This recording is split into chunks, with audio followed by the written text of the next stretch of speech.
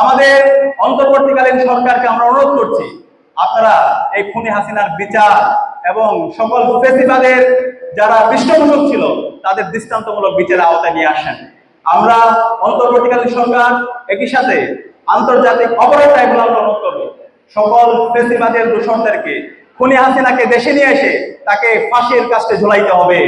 খুনি হাসিনা এবং দূষণ নিষিদ্ধ ছাত্রলীগ, যুবলীগ, আওয়ামী লীগ তাদের এই বাংলাদেশে রাজনীতি করার কোনো অধিকার নাই।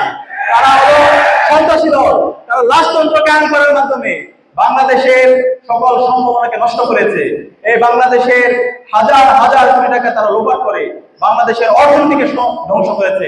আমাদের যে এদেশের যে সংস্কৃতি, আমাদের এই দেশের যে শিক্ষা ব্যবস্থা, সেই শিক্ষা ব্যবস্থাকে ধ্বংস করেছে।